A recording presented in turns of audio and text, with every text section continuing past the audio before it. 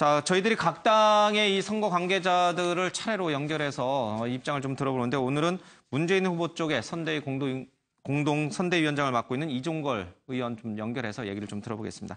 안녕하십니까, 위원장님? 예, 안녕하셨습니까, 이종걸입니다. 예, 바쁘실 텐데. 먼저 이 좀 문재인 캠프에 합류하게 된 그 이유부터 좀 잠깐 듣겠습니다. 박영선 의원과 더불어서 이 의원께서는 이제 세간에 알려지기로는 비문 쪽으로 알려지셨는데 전격 합류하시고 또 선대위원장이라는 중책을 맡은 이유가 뭡니까? 우선 당인이고요. 예.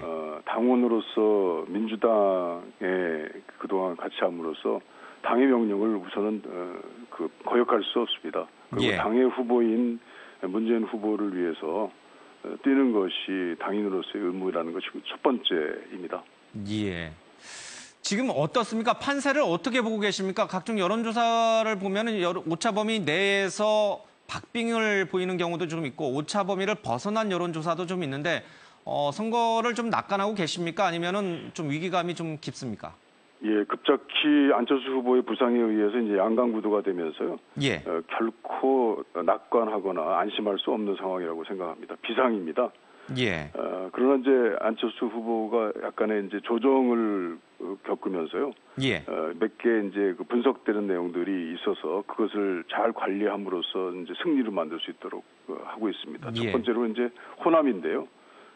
이제 호남의 지지가 안철수의 근원이 되면 저희들은 어렵습니다. 예. 그래서 지금 현재 한 15% 정도 유지하는 호남 그 지지세를 그대로 유지하는 것과 그다음에 사실은 우리하고 관계는 약간 떨어져 있습니다만 TK를 중심으로 한 이제 보수, 극보수 이쪽이 홍준표를 지지하지 않고 이제 사표 방지를 하면서 안철수로 들어가게 됐을 때 그게 과연 얼마나 될 것인지에 대한 관심이 저희들에게는 가장 큰 포인트라고 생각합니다. 예.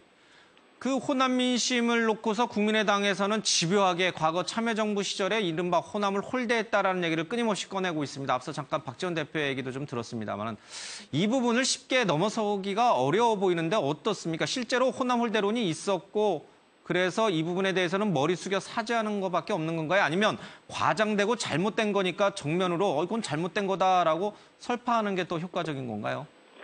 네, 그런 것들이 이제 뭐 지금 현재 문재인 후보 지지율에 좀 대충 반영이 돼 있고, 예. 그래서 이후에 여러 가지 이제 상황들이 호남 민심에 이제 풍향계가 될 것이라고 생각하고 있는데요. 예. 이제 현재로서는 한 15% 전후에서 우위를 유지하고 있는데요.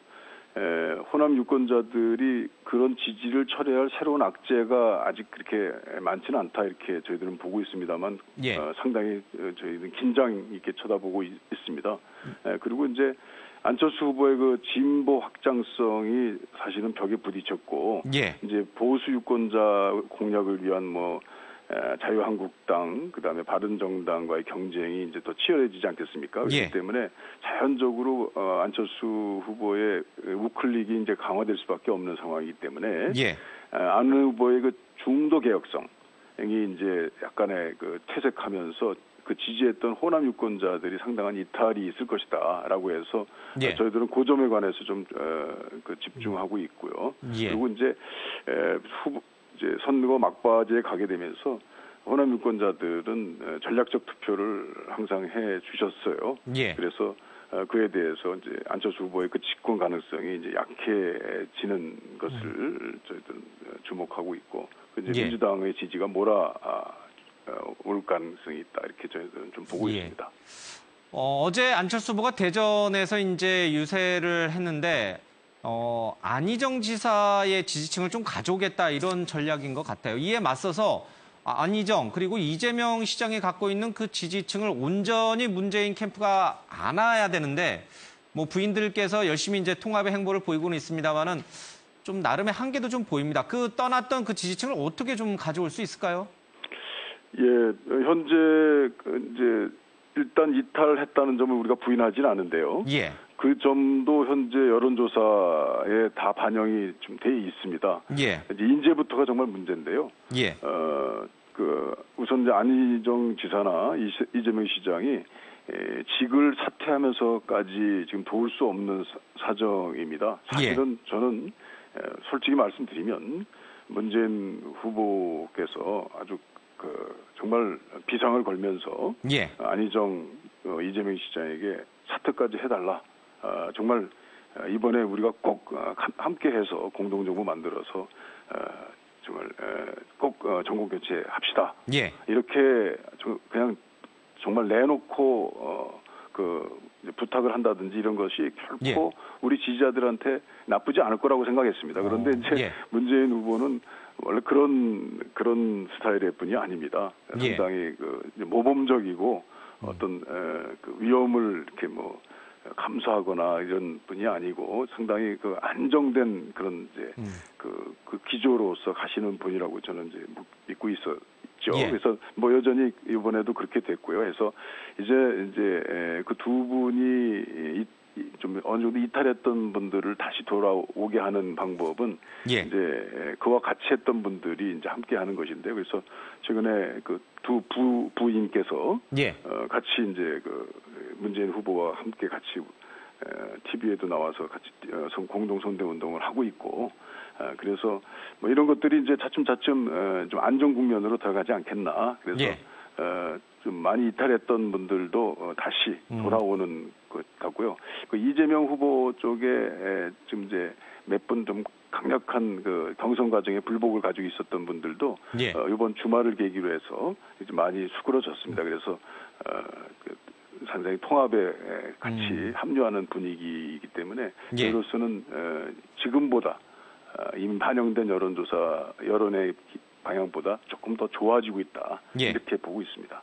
알겠습니다. 떠났던 이제 지층이 돌아올 것이다. 오늘 상도동계가 문재인 후보 지지 선언을 하는데, 애초에 이 상도동계뿐만 아니라 이른바 비문으로 알려졌던 김종인 전 대표도 다시 합류할 것이라는 얘기가 흘러나왔습니다. 물론 이제 본인은 강하게 부인했는데, 어떻게 보세요? 김종인 전 대표라든지 정운찬 전 총리, 그리고 이 홍석현 전 회장 모두 다 문재인 캠프로 오시는 건가요? 우선 제가 볼 때 김종인 대표의 재합류 가능성은 좀 희박해 보입니다. 어찌 보면은 어느 후보도 돕지 않겠다라고 하시는 것은 사실상 문재인 후보를 돕고 있는 것일 수도 있습니다. 지금 당장 문재인 후보에 대한 문제를 제기하면서 탈당까지 하신 분인데, 또 그 짧은 시간 안에 재합류하라라고 요청하고 이런 것들은 그분에 대한 도리도 아니라고 저는 생각을 하고요. 그러나 저는 어느 정도 어느 측면에서 도움을 주실 수는 있다고 저는 생각을 합니다.